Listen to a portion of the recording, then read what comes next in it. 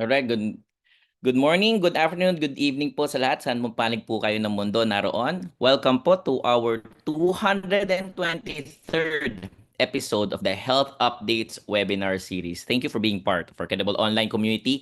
And to all those who have just discovered us today, welcome po. And you are in for an exciting and really learning field po the afternoon for today. And we'll be talking about just an overview of skin blisters. Ano po ba ang skin blisters? Those are fluid-filled na pockets po no appearing in the skin. It could be seemingly innocuous pero po yung mga blisters, it can arise from a diverse array of underlying causes, could be minor irritants, could be a little bit more on the serious side of the systemic diseases po. And we'll be providing, at least for this episode, hopefully gain more of an understanding, a comprehensive overview of skin blisters, and hopefully our attendees po will be much better equipped after the webinar to recognize, understand, maybe even effectively manage this condition. We'll dive into ano po ba yung nakakos ng mga skin blisters, iba-iba pong mga itsura ng mga paltos na tinatawag po natin. Meron pong mga friction-induced na blisters, meron din pong mga sunog, mga paso po no na dahil po doon nagkakaroon ng blister. Meron din pong mga blister na dahil po sa mga infection, maybe from autoimmune diseases, pwede rin po iyon. So we're very very lucky to have expert panel of speakers for today, and hopefully a lot of you, all of you will be able to gain that knowledge but that you can use in your practical day-to-day. This is the Health Updates program. I'm your host, Dr. Raymond Francis Sarmiento. Always a pleasure to be with all of you during our regular Friday, and also my pleasure and honor to host this program. And today, we're very, very lucky. We have a new face joining us, gracing us from the TVUP team. Her name po is Nina Loresal. So please welcome her. Nina?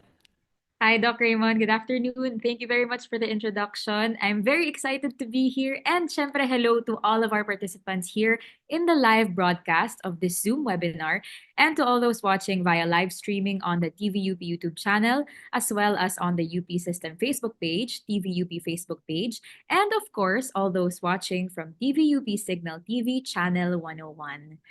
Like Doc Raymond mentioned earlier, we're in for a very interesting webinar for today. Our main presenter for this episode is Dr. Joanna Pauline Lazo Dizon. She is a fellow of the Philippine Dermatological Society and an active consultant in several hospitals in Metro Manila. Nandyan ang Asian Hospital and Medical Center, University of Perpetual Help, Dalta Medical Center, and Medical Center Parañaque. Our reactor is Dr. Belen L. Dofitas, who holds the position of Scientist 1 from the University of the Philippines System and is an active consultant at the UP-PGH Department of Dermatology.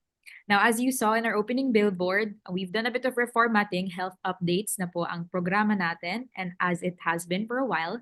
And here we will continue to take a closer look at existing and emerging problems in the Philippines and the rest of the world. Pero syempre, alam na yan ng ating mga viewers. That's why I'm looking forward to learning more about how we can enhance everyone's awareness and foster a deeper understanding of this common yet complex dermatological condition tulad nga ng sabi ni Doc Raymond. But before we go to the presentation, Doc Raymond, would you like to introduce our persons on the street video? Thank you so much, Nina. So, maraming salamat din po. As you can see, we have Dr. Joni already on the screen.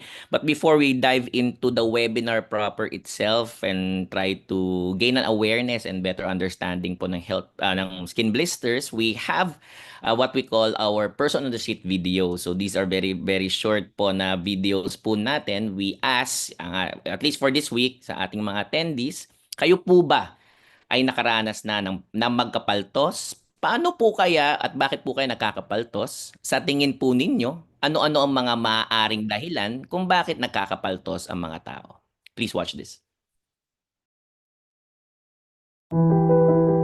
Konti lang. Narasa akong magkapaltos syempre yung basic, common sa paa.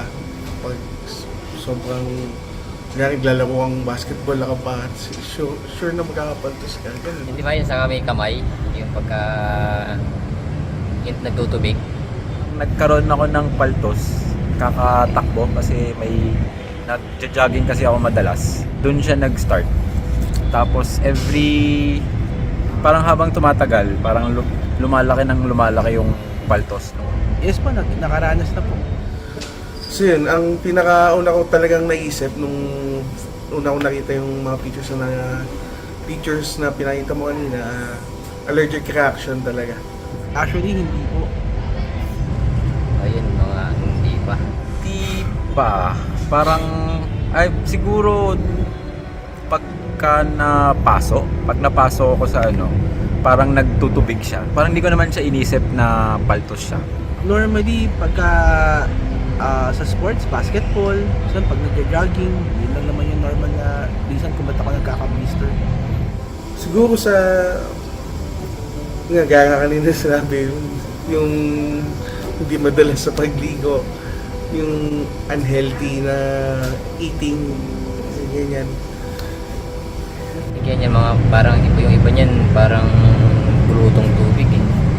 Or yung mga paso, ganun. Most probably, allergy, yung ganyang klase. Before naman, ang alam ko lang na paltos yung sa paa, yung sa sapatos. Like, nangyari sa sapatos na masikip or pagka may friction yung paa mo sa sapatos mo, nagkakapaltos. Parang ganun. Parang ganun yung understanding ko sa paltos eh. Siguro pagka madumi yung paligid, kaya nagkakaganyan. Tawag nito, pati yung sa hangin.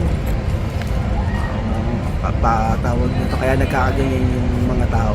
Ang sa tingin ko ang nakakakos ng paltos, or at least sa paltos na alam ko, yung pagka prolonged kang nakatayo the whole day, tapos if yung work mo is parang kailangan kang maglakad ng madalas or tumakbo, tapos if uncomfortable din yung footwear mo, parang more likely na magkapaltos ka, parang gano'n. Okay, thank you so much at TVUP.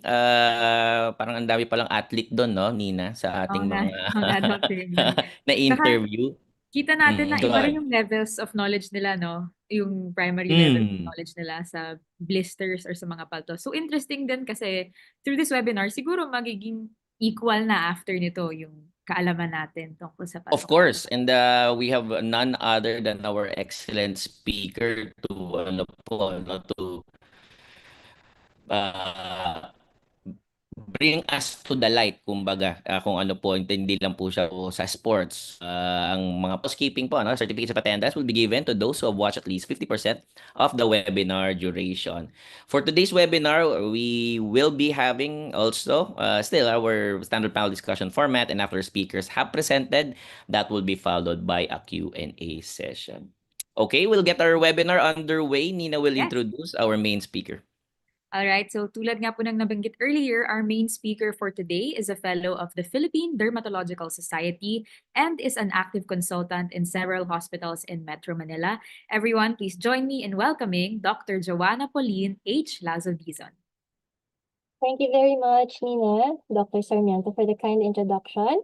And good afternoon, everyone. Thank you for having me here today. So let me just share the slides. Hold on. All right. So today's topic is all about blisters of the skin. And my goal for today is to be able to share with you some of the different possible causes of blisters. Most of my references for this lecture has been lifted from our textbooks in dermatology. So that would be the Fitzpatrick's textbook in dermatology and the dermatology textbook of Bologna. For the other references that I've used, you'll be seeing them in the footnotes of the slides. Okay? So, sa Tagalog, paltos. Sa salitang pang-medikal, ang tawag ay blisters. A blister is formally defined as an elevated skin lesion that contains clear fluid. If a blister is small, such as less than 1 centimeter, it is called a vesicle. If a blister is big or more than 1 centimeter, it is called a bulla. In a blister, the wall is thin and translucent or transparent, that we are able to visualize the contents, and the contents may be clear, serous, or bloody. Here's a photo collage that I've prepared for you. It shows different forms of blisters with different causes. So that ranges from primary causes like autoimmune processes to secondary causes like infections. So they might all look the same to you right now, and rightly so, because in fairness, they are all blisters. But the key to unlocking the different diagnosis of these blisters is through obtaining a good history, differentiating among the different forms or descriptions of the blisters, as well as their location, distribution, or even how they are arranged. Ultimately, based on our clinical suspicions, we may or may not make use of the various diagnostic tests to help us with our diagnosis. Now, this is a table that shows the different possible causes of blisters, and we will be going through most of the disease entities shown here, if not all. We start with the more common ones and touch on the less common but interesting ones, okay? We start off with infections. Infections are a common cause of blisters, and this includes the viral and bacterial causes. Herpes simplex virus, or HSV for short, is a DNA virus that causes acute, self-limiting intraepidermal vesicles. The virus replicates in the skin or mucosa, and then it infects the local nerve endings, kaya masakit, and travels to the ganglion where it becomes latent, and then intermittently reactivates. Kaya pabugso-bugso ang mga tao na may herpes simplex virus. The flares of their blisters will tend to recur. There are two kinds of HSV. HSV1 is mostly associated with orofacial disease, and HSV2 with a genital infection. It is also possible to have oral or facial disease with HSV2 and genital disease with HSV1. Huh? Okay, so this is herpes labialis or orofacial herpes. Most of the time, patients experience pain or itching or a burning sensation on the site before the blisters erupt. So characteristic about the blisters of HSV is that they are described as grouped vesicles. Magkakasama sila palagi. So on the right, we see redness of the lips and early blisters or vesicles on the lip. No? On the left, we see erosive lesions of herpetic gingival stomatitis. Okay. Now, this is genital herpes, showing the grouped vesicles in a male patient on the left side. See how clustered they are? And also the eroded blisters of a female patient on the right. Now, herpes simplex virus may not always be transmitted through sexual means. For a child with atopic dermatitis, it is also usually a manifestation of a primary HSV1 infection. HSV infection in a person with atopic dermatitis is called eczema herpeticum. In the realm of sports dermatology, HSV infections may also occur in contact sports, for example, in wrestling or even in football. Herpes gladiatorum is an HSV infection among wrestlers who acquire the infection via skin trauma and abrasions with infected opponents. No? Now, another virus that commonly causes blisters is the varicella zoster virus, which is responsible for both the chickenpox and the shingles. Okay, so actually in chickenpox, that is called varicella zoster virus. Shingles is also the herpes zoster virus. Varicella is a highly contagious exanthem that occurs most often in childhood and is the result of a primary varicella infection in a susceptible individual. Herpes zoster or shingles is a localized, usually one-sided dermatomal disease characterized by one-sided pain and a blistery or vesicular dermatomal eruption, which is the result of a reactivation of the virus in the body. So the rash of varicella usually begins on the face and scalp and spreads rapidly to the trunk with relative sparing of the extremities. So we actually also call this the centrifugal spread. The lesions are scattered rather than clustered. Remember, in herpes simplex virus, the lesions are grouped. So here in varicella, the lesions are scattered and they progress sequentially and rapidly from rose-colored macules or spots, becoming raised spots, eventually becoming blisters, eventually becoming even pustules and crusts. No? So the lesions in all stages are usually present at the same time. Now, in a chickenpox or varicella infection, the virus passes from the lesions in the skin and mucosal surfaces into the nearby or contiguous endings of the sensory nerves.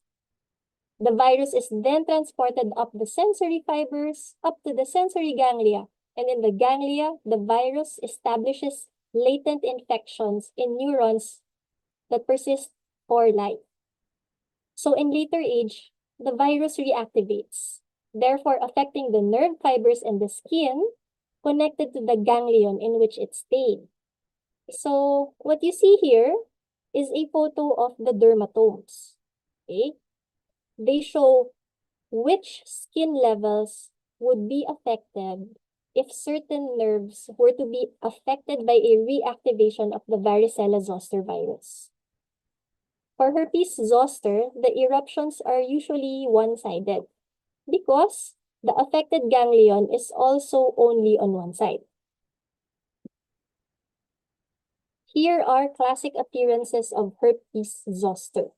So we see group vesicles on erythematous base arranged in a band-like distribution. I wonder if you can see my pointer, but we see here a band-like distribution corresponding to a certain level in the body. Let me move back.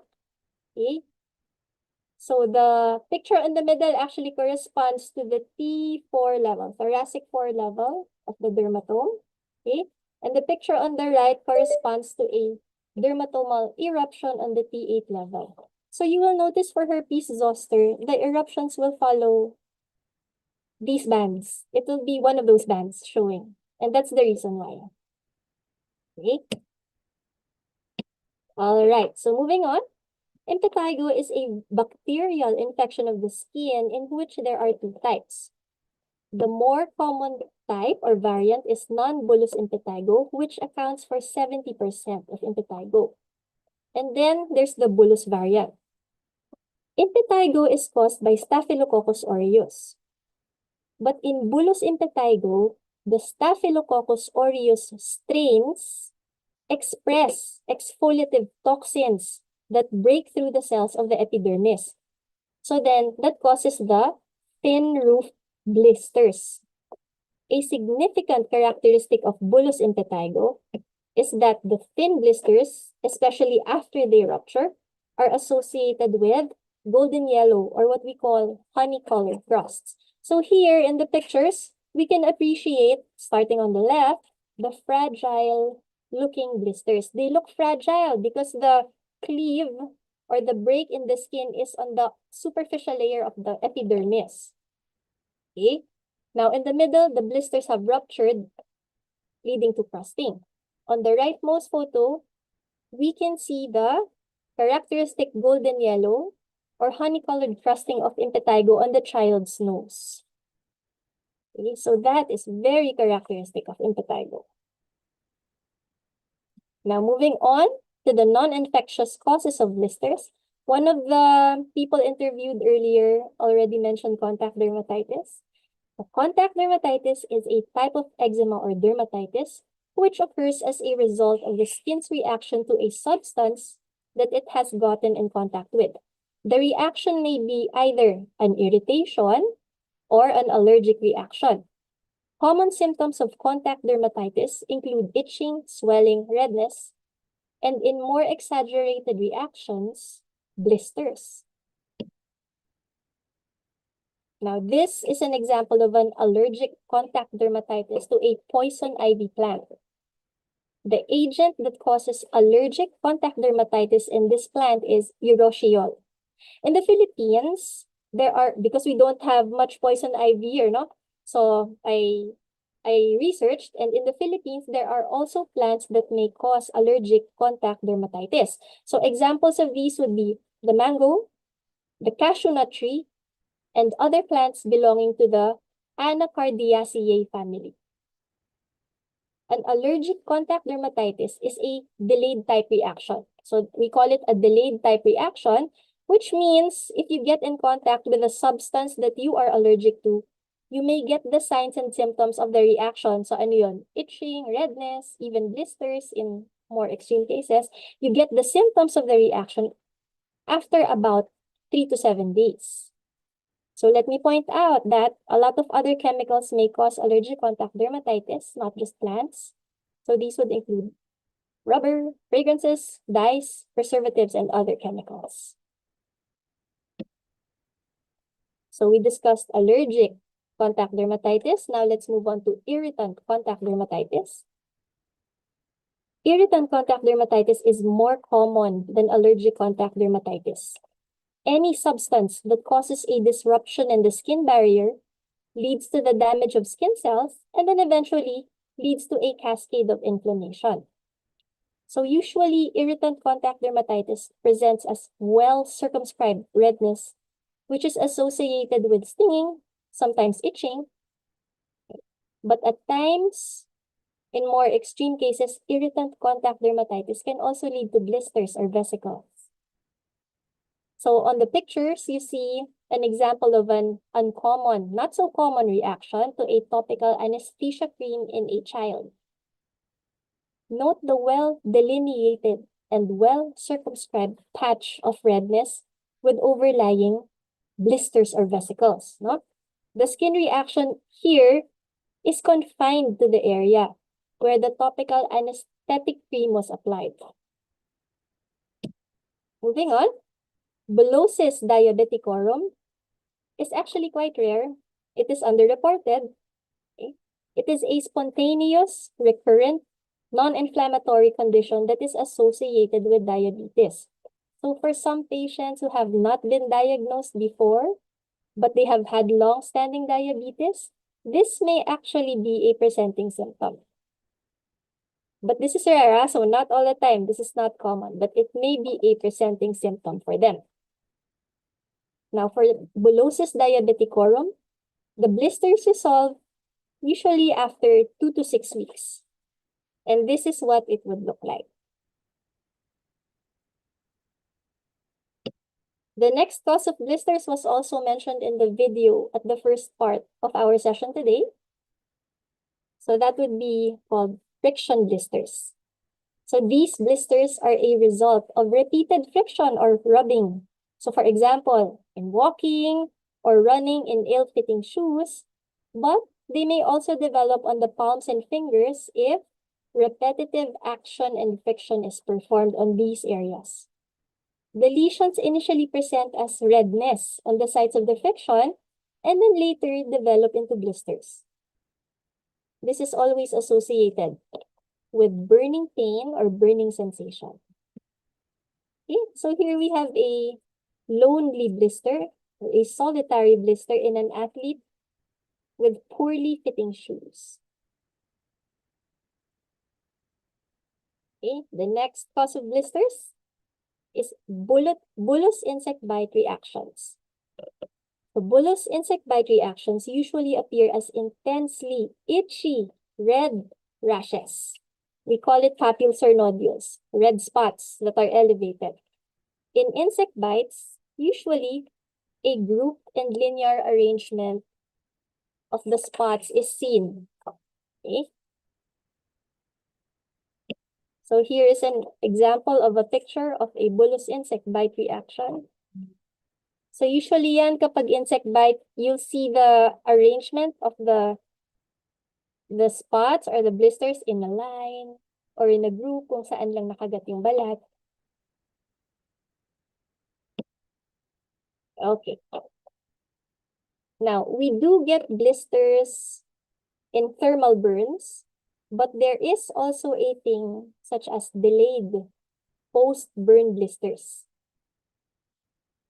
Interesting, also rare, underreported in literature, but it exists. So this exists, no? Delayed tense blisters have been observed for weeks to months after the initial healing of burns and skin grafts. So it's weeks to months after gumaling yung sugat, dun lumalabas yung blister. The blistering can persist for several weeks to months. And the theory here is that the blisters, in this case, are due to enhanced fragility of a newly synthesized or immature dermoepidermal junction. So this junction is the part in the skin that connects the top layer of the skin and the lower layer of the skin. So it connects the epidermis and the dermis. So the theory is because of an immature junction in that area, then the skin of these patients is prone to blistering. Here is a photo of a scar with the blisters on the scars containing clear fluid. The next cause of blisters, now this is something that I see quite frequently in the ICU in the hospitals, no? Edema blisters develop in patients with generalized widespread edema, such as in the setting of heart failure, renal disease, liver cirrhosis, low protein, venous occlusion, and certain drugs. Edema blisters can also occur in acute exacerbations of chronic edema. So just like in bullosis diabeticorum, the blisters are tense. They are not inflammatory. But in edema blisters, the edema on the underlying skin is very, very obvious. Okay. Now we talk about coma blisters. Coma blisters, or a coma blister, is associated with neurologic disease or loss of consciousness. They appear as tense blisters on normal appearing skin. But the clincher to the diagnosis of coma blisters is technical. Because under the microscope, these blisters are associated with the destruction of the sweat glands as well. So for coma blisters, the theory is that pressure, friction, and local tissue hypoxia cause these blisters.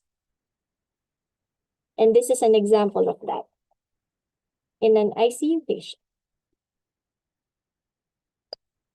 Okay. Now, drug eruptions are another significant cause of skin blisters. Okay. So there are some drug eruptions that are not blistery or bullous in nature, but there are bullous drug eruptions. So examples of bullous drug eruptions include what you see on the slide now. Bullous fixed drug eruption, Stevens-Johnson syndrome or SJS, and toxic epidermal necrolysis. So we start from the top.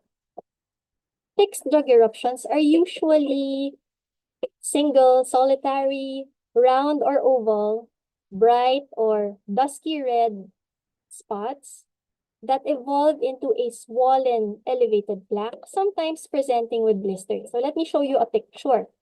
So on the left is a picture of a fixed drug eruption. Note the dusky or darkish, dusky red lesions on the lower extremity. If you touch this lesion, it may actually feel elevated or swollen. That's why we say it is a plaque. Now, if a fixed drug eruption is exaggerated, it may lead to a blister, such as what you see on the lower left lesion. If you can see the pointer, I'm pointing at it right now. There is a blister with the wrinkled overlying skin on the lower left patch of eruption. Okay, now the table on the right shows you the drugs that may be implicated in a fixed drug eruption. NSAIDs are actually still the most common among my patients in the clinic. So I see a lot of fixed drug eruptions to NSAIDs. Not so much with blisters, but a lot with fixed drug eruptions. Now, imagine the photo on the left to be more widespread in a patient. Okay? So much so that the rashes and blisters are all over the body. Imagine that. That would then be a generalized bullous fixed drug eruption. And this is considered a severe cutaneous adverse reaction, which is quite difficult to differentiate from epidermal necrolysis. So epidermal necrolysis is a rare, life-threatening drug reaction. There are two forms of epidermal necrolysis, depending on the percentage of the body surface area involvement. So Stevens-Johnson syndrome, if the skin detachment or blisters involves less than 10% of the body surface area, and toxic epidermal necrolysis if the detachment involves greater than 30% of the body surface area. Unlike in a bullous fixed drug eruption, where there are no other symptoms, okay, the skin detachment in epidermal necrolysis is associated with systemic symptoms. So may mga kasamang sintomas. SJS and TEN most often begin with symptoms like sore throat, runny nose, cough, headache, fever, and malaise, preceding the mucocutaneous lesions by 1 to 3 days. So they start with these symptoms and then about 1 to 3 days later, then the blisters start to erupt. So they are followed by the appearance of the red rashes and atypical targets of the skin, target lesions of the skin that eventually combine and on which blisters occur. So eventually, there is also burning and stinging of the eyes, pain on swallowing, and on urination. Let me show you pictures. So here are photos of toxic epidermal necrolysis.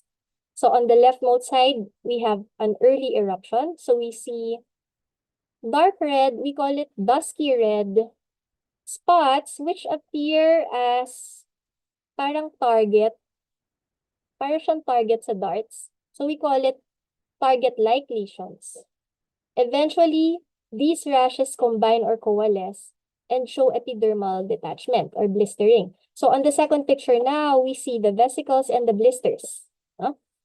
On the third photo, this is an advanced eruption. The blisters and the epidermal detachment of erosions have led to larger combined erosions. The last photo is a full-blown epidermal necrolysis, which is characterized by large erosive areas, which actually look like burn wounds. No? They are reminiscent of scalding. Here is a table showing examples of drugs that are notoriously associated with epidermal necrolysis.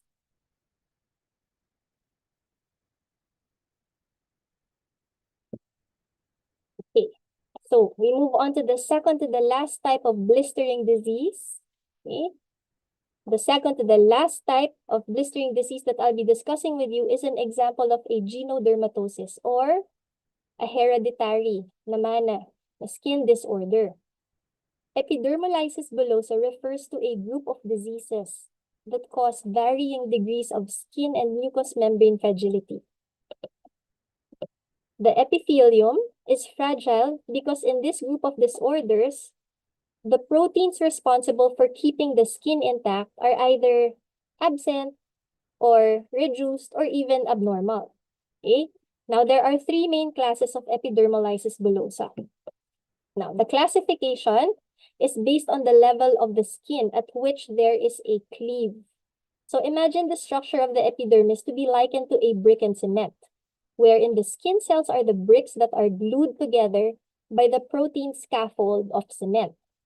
So if there is a defect in the cement keeping the brick cells together, then a breakdown in the wall occurs. So then you get a blister, right? Okay, so this is the first main class of epidermolysis bullosa. It is called epidermolysis bullosa simplex. Here, the breakdown occurs at the level of the epidermis. Okay, so this is because the abnormalities in the protein scaffolds are in the epidermis. Okay, so the blisters in epidermolysis bullosa simplex are superficial. Kasi nandun lang yung break sa epidermis eh. So this is what we call intraepidermal blistering. So the blisters in this case are provoked by trauma and heat, but they heal over a few days with no permanent scarring. And the second type of epidermolysis bullosa, which is junctional epidermolysis bullosa, the affected protein is located in the basement membrane zone of the dermoepidermal junction. It is at the junction where the dermis and the epidermis meet, so it's a bit deeper. The blisters in junctional epidermal bullosa are located at a deeper level of the skin compared to the EBS, or epidermolysis bullosa simplex. Now, this class of epidermolysis bullosa is very rare because it is an autosomal recessive disorder, meaning both parents need to have the abnormal gene for their child to have 2 copies of the abnormal gene and end up with a disease. The abnormalities in junctional epidermolysis bullosa are not limited to the skin. They may also include the mucosa, the teeth, the nails, the hair, and the eyes. And these all have to be addressed with supportive care. The third type of epidermolysis bullosa is dystrophic epidermolysis bullosa. Here, the abnormality is found in the collagen type 7 protein, which is located in an even lower portion of the dermo-epidermal junction of the skin. So it's even deeper than in the second type, no? Because of this, the blisters are much deeper. So they have longer healing times and they also scar. There is also mucosal involvement, including the eyes, mouth, gastrointestinal tract, and urogenital tract. So the picture on the left even shows blisters mixed with, they look like whiteheads, no? Those are called milia. So the blisters are mixed with scarring and milia. This is common. This is a common feature in dystrophic epidermolysis bullosa. Okay. Now let's veer away from epidermolysis bullosa and move on to the last blistering disease that I'll be talking about, which is the group of autoimmune blistering diseases.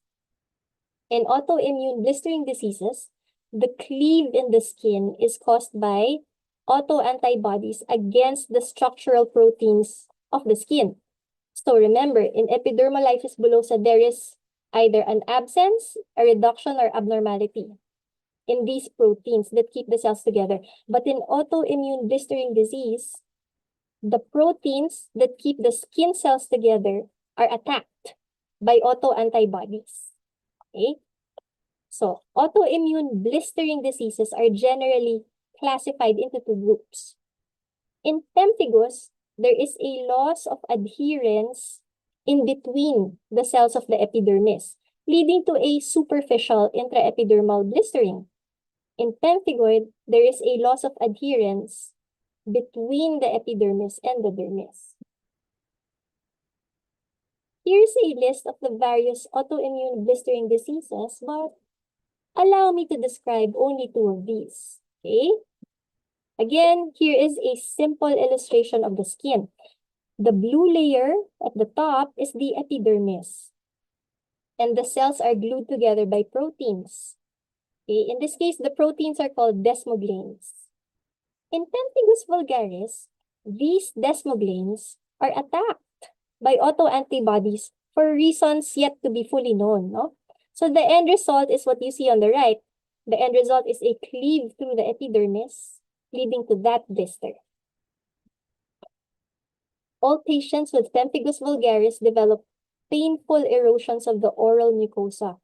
More than half of the patients also develop fragile blisters and widespread skin erosions.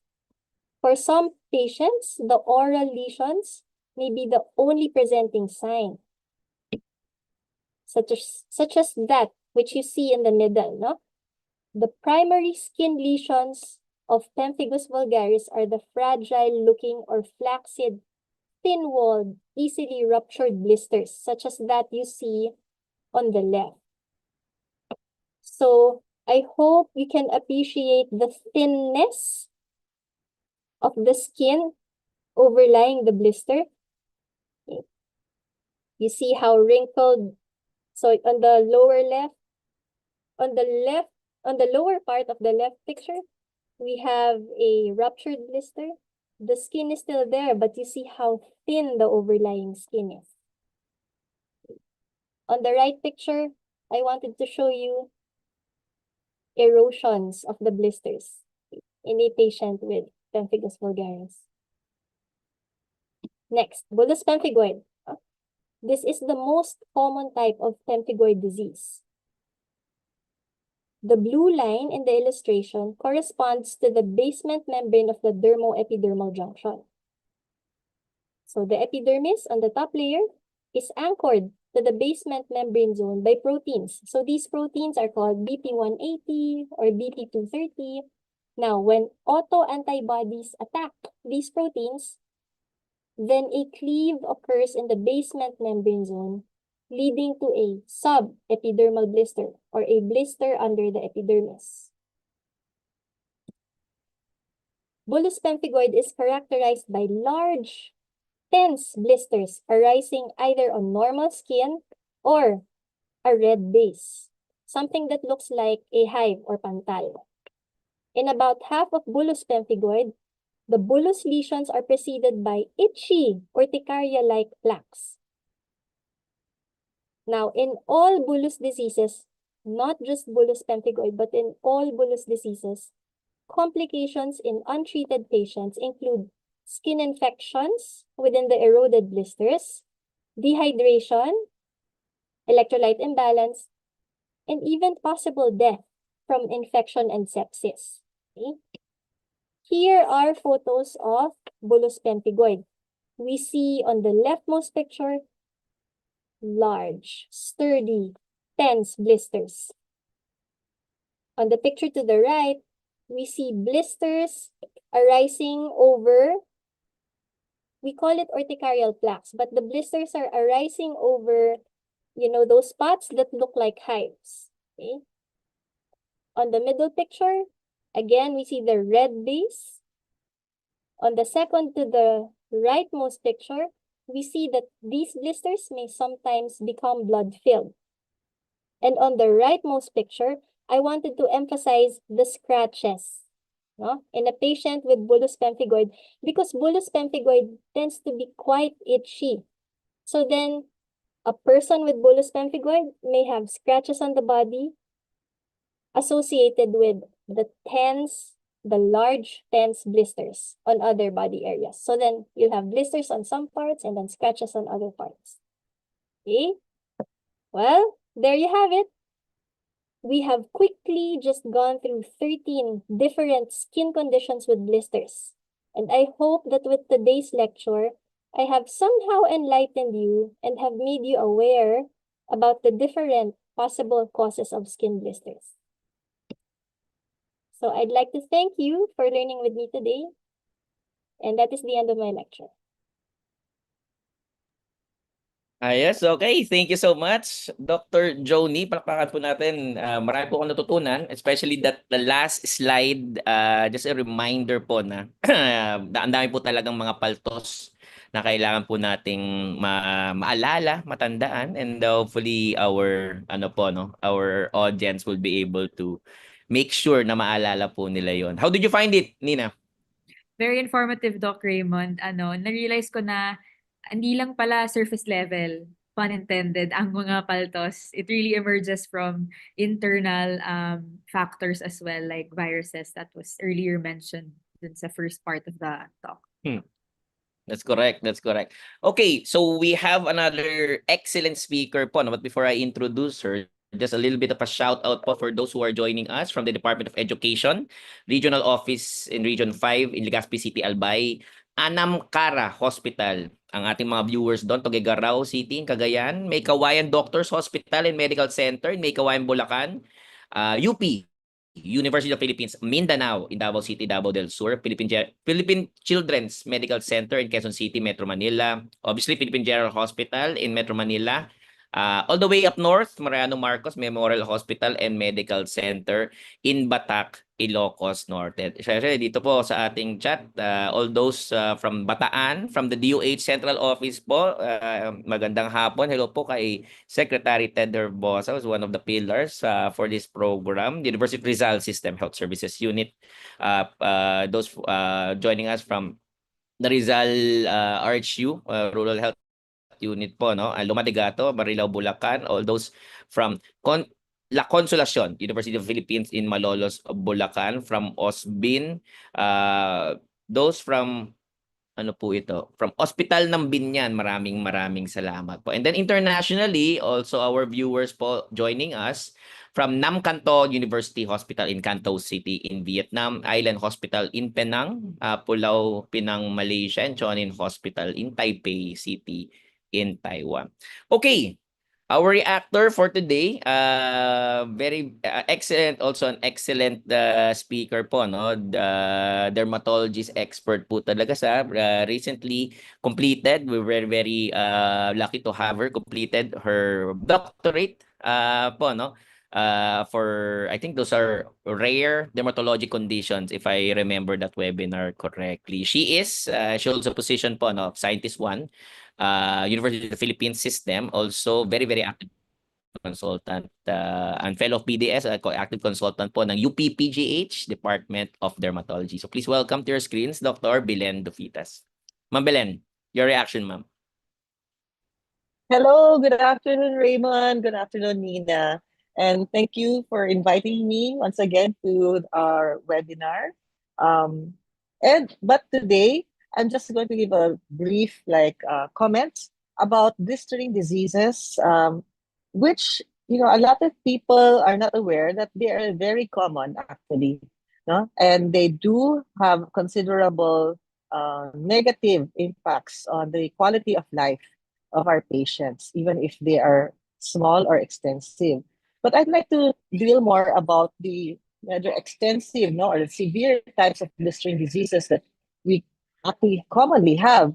And herpes zoster actually is quite common, especially among those who have weak immune systems and also the elderly or aging population. So it's quite painful, no? And it can become a chronic problem, especially with the pain recurring. Now, I'd like to also emphasize that, the skin is not just a covering. It's not just to make us look good or pretty. The skin is very vital for life. Without our skin, we will die. So when Dr. Lazo Dizon talked about the Stevens-Johnson syndrome, toxic epidermal necrolysis, this is actually a condition where we have skin failure. So if you have heart failure, we also have skin failure. It does happen. And unfortunately, these days, most of these blistering diseases that are severe are due to adverse drug reactions. So, for example, in the Philippine General Hospital, there was a study done about 10 years ago on 31 cases of Stevens-Johnson syndrome and toxic epidermal necrolysis. Although there are not that many, but a lot of them actually were males, and most of the drugs were implicated were anticonvulsants, for seizures, no? And then second is allopurinol. So we should be very careful about just prescribing and taking these medications. And the third most common cause are actually antibiotics. You know that just the past 2 weeks, I'm the consultant for emergency room referrals here in PGH now. I already had like about 2 toxic epidermal necrolysis patients. I think one also with severe shedding of the skin, what we call erythroderma. And these were drug related, no? Medicine related. And then also very, very important are the chronic epidermolysis bullosa patients. They start in childhood. So their whole lives, they're affected by these blistering diseases. Now, I think a lot of problems related to blistering diseases is not just the blister, the removal of the skin. Actually, many patients come here with complications such as secondary bacterial infections.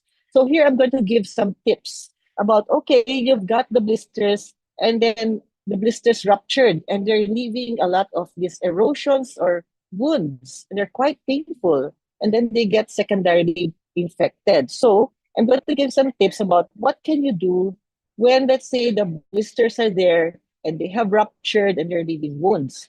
So this is like basic wound care actually. Number one is cleaning, the erosions. Use clean water to wash off any dirt or soil or contaminants on the wounds. You can also make your own salt solution at home, maybe like 1/4 teaspoon of salt in 1 glass of clean water, and then use this to pat on the wounds gently. It's very painful. But you can also use what we call wound antiseptics. Now, commercially, we have chlorhexidine. But sometimes these are too pricey for patients. An alternative, actually, that was taught to me by my mentor in wound care, Dr. Sibald, is you can use the chlorhexidine oral antiseptic or oral mouthwash that is alcohol free. Okay, so that these can be applied safely on wounds and it's safe for the mouth area. Then you can also use it for um, cold sores, no, or blisters inside the mouth. No? So they can clean also the skin and wounds. Now we do have other like what if infected na yung wounds? So the more important antimicrobial, no, the ones drugs that you can apply and they will kill the germs on the skin. No? So these are usually medications that contain silver or cadexamer iodine. And actually, I use in my practice a lot of pure honey on sterile gauze and on petroleum jelly that's also very clean. I like pure honey because as long as it's really free of contaminants like soil or dirt, and you apply it, it's really pure. There's no sugar. No, it doesn't attract ants, so you know there's no sugar. Then you can use it actually on wounds to prevent or to treat these infections, and it is a wound healer at the same time. However, you cannot keep it on all day. So you have to change the wound dressing as soon as the pure honey has been diluted by the fluids from the wound. Now, the wound, of course, in blistering diseases is very raw, painful. But when you apply the proper wound dressing, which is non-stick, what we call non-adherent, it helps eases the pain of the wounds. So we have actually special wound dressings, and unfortunately, they're quite expensive. So the simplest one that we use is actually very clean petroleum jelly, a thick layer, and you use it on sterile gauze. So don't apply sterile gauze directly on the wound because it's going to stick. And when you try to remove it, it's so painful. And it will also remove new skin. The gauze is harmful to the new cells on the wound. Now, you can apply also other antimicrobial creams commercially available, but with the prescription of a doctor, of course. Now, what about the patient who has so many wounds, so many erosions already, like in the toxic epidermal necrolysis, they've lost a lot of skin. They're sticking to their clothes, they're sticking to the beds. So, what we have been using traditionally here in Philippine General Hospital and perhaps in the provinces is very clean, fresh banana leaves. Okay, so you can buy this in the market, and what we've been doing is we wipe them clean, try to reduce the amount of dirt with maybe a bit of rubbing alcohol. No? That's the crude way, but it really helps the patient not stick to the cloth of the bed, and that's very painful when the wound stick. And then I do have some advice about what should you not do when you have blisters. Number one, do not puncture the blisters with your hands, with a needle, or whatever, because that will open it up to germs, no? From your needle or from your hands. And then that's when the infection really starts. It's because you made that opening. So the only reason why we would have to drain the fluid in the blister is if it's so large, it's so rapidly enlarging that it's really tearing up the skin, then really have to consult a doctor, and the doctor can do the puncturing or draining of that blister in a very clean way. So using an antiseptic and using a sterile instrument, and then you can drain it properly. Okay? But not on your own, please. Now, also do not use rubbing alcohol on your wounds. Rubbing alcohol will kill the cells on your wounds. Also, hydrogen peroxide is not advisable anymore for wounds as it can kill the healthy cells. But we should use proper antiseptics like chlorhexidine, like I mentioned earlier, the chlorhexidine mouthwash. And we can use a very dilute bleach solution, household bleach solution, as a wound antiseptic. It's called Dakin solution. However, you cannot use it for too long, and it's only if there's nothing else that we can use to really clean up the wound.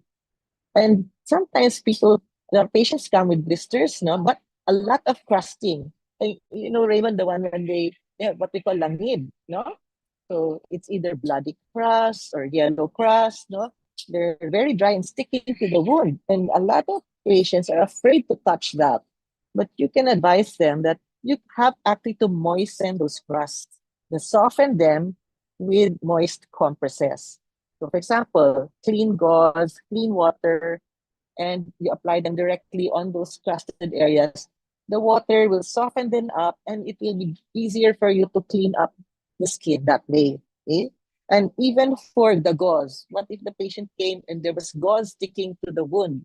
You don't just strip off the gauze. No, you have to wet that gauze so that the crust will melt, the stickiness will disappear, and you can safely remove the gauze and the patient won't get so hurt. Now, what if the blister already ruptured? Okay, the water came out and then there's the blister roof remained. You can leave that on, okay?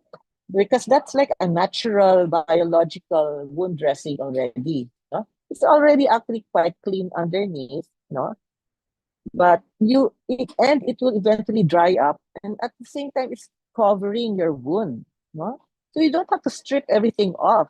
Okay? You only remove what's blackish. So if there's dead skin there, that is detached, those are the ones you have to remove, but also using clean instruments, no? So these are actually some tips on wound care to prevent also the bacterial infection. And please remember, for any of these wounds, and they're quite extensive sometimes, patient will need pain relief. Okay? Pain relief. So the proper wound care and wound dressing will also relieve pain. The patient needs good nutrition. So if you lose your skin, you lose protein. Naturally, you need protein to produce new skin. So a patient who is not eating well or who's not being given enough calories or enough protein, the wounds from the blistering diseases will not heal quickly. So very important nutritioning. Okay? And of course, the psychological support of our patients, especially those who have severe blistering diseases. So those are my tips for today regarding blistering diseases and the wounds that they cause. So thank you very much, Raymond and Nina. Thank you, Ma'am Belen. Very helpful, very valuable po na additional input for Ma'am Belen. Can we call in Dr. Joni, just in the interest of time po, no, we understand there are questions that you already answered. Nina, do you want to go ahead? Maybe we have one or two questions na lang given our time constraints. Yeah, sure. So, someone asked in our Q&A portion, and Dr. Joni actually already answered, pero baka Dr. Joni, you'd like to read na lang po your answer for everyone in the webinar. But one good question here is from Sir Joseph Tortona, and he asked, when are blister burns deemed clean and when are they considered dirty? Dr. Joni? Okay. It's not so much being clean or dirty, but more that when a blister is intact, then it remains sterile. So once the blister has ruptured, then it becomes open to the environment. It may be more prone to infection.